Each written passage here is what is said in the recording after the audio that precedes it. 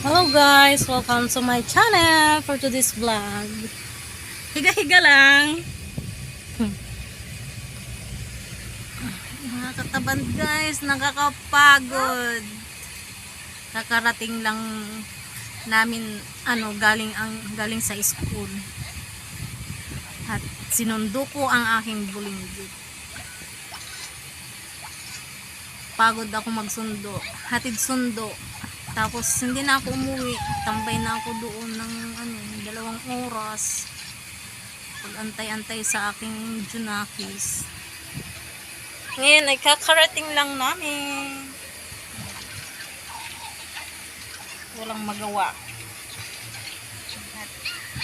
Higa-higa muna tayo maya-maya. Pahinga konti, tapos maya-maya ay luto naman ng pananghalian. Mga pahinga lang ng mga 30 minutes. Tapos magluluto naman ng pananghalian. At yung aking anak ay ayun na.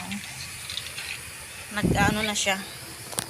Si cellphone kakarating lang pero cellphone agad ang inatupag.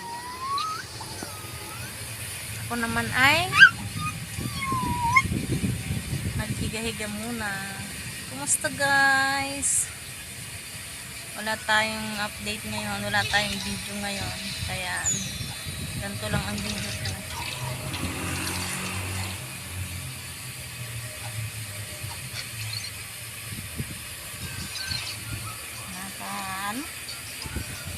Ang init sa labas.